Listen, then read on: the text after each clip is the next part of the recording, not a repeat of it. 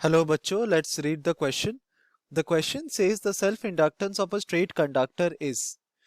तो इस क्वेश्चन को सॉल्व करने के लिए हम जो की कॉन्सेप्ट यूज करेंगे वो होगा हमारा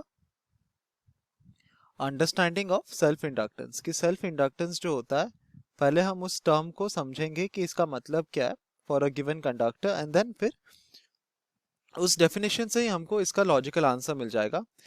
तो हमें पता है कि अगर हमारे पास एक कंडक्टर है तो उस कंडक्टर का अपना खुद का एक इनहेरिटेंट प्रॉपर्टी होता है, जिसके वजह से वो क्या करता है, वो ट्राई करता है to resist the change in current through it. तो हम यहाँ पे लिख सकते हैं द चेंज इन करंट। इसका मतलब है कि अगर हमारे पास एक कंडक्टर है और उस कंडक्टर से अगर करंट फ्लो कर रहा है तो वो कंडक्टर चाहता है कि उस करंट में कोई चेंजेस ना आए, तो वो रेजिस्ट करता है चेंज को। ठीक है, और इस प्रॉपर्टी को हम बोलते हैं इंडक्टेंस। और इंडक्टेंस दो टाइप के होता है, एक होता है सेल्फ इंडक्टेंस और एक होता है म्यूचुअल इंडक्टेंस। तो हम यहाँ पे लिख सकते हैं एक है सेल्फ इंडक्टेंस और है म्यूचुअल इंडक्टेंस। तो सेल्फ इंडक्टेंस में क्या होता है कि अगर हमारे पास एक कॉइल है, ठीक है, तो अगर इसमें जो करंट फ्लो कर रहा है अगर वो इंक्रीज कर रहा है, ठीक है, तो ऑब्वियसली इनिशियली एक वैल्यू था, अब वो उस वैल्यू से अगर वो करंट इंक्रीज कर रहा है तो इस जो कंडक्टर के अंदर हमारा क्या होगा, एक ईएमएफ प्रोड्यूस्ड होगा, एक ईएमएफ इंड्यूस्ड होगा। ठीक है, और इस ईएमएफ की वजह से एक और करंट फ्लो होगा।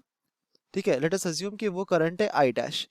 तो अगर हमारा current flowing through the coil increases, then ये आई डैश का वैल्यू इस तरह से होगा कि हमारा ये, तो बेसिकली अगर ये आई डैश का जो अगर आई डैश हमारा इंड्यूस्ड करंट है तो आई डैश का डायरेक्शन हमारा आई के डायरेक्शन से ऑपोजिट होगा, ताकि हमारा net current in the circuit decreases to the original value.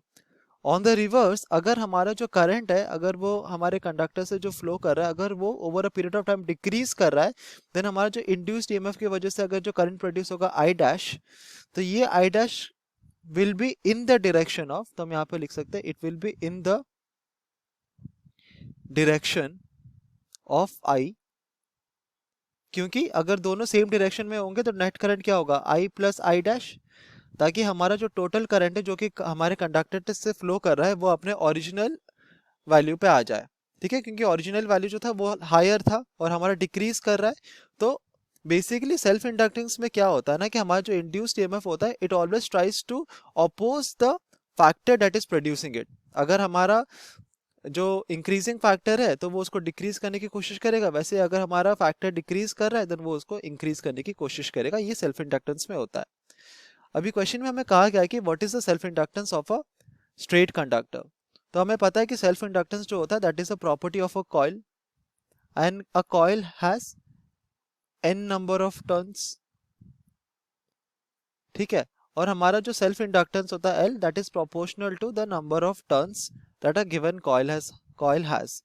जबकि एक स्ट्रेट कंडक्टर में क्योंकि ऑलरेडी वो स्ट्रेट है, तो हम यहाँ पे मेंशन कर सकते हैं लॉजिकली अगर हम सोचे तो अगर हमारे पास स्ट्रेट कंडक्टर है तो नंबर ऑफ टर्न्स तो जीरो हो जाएगा।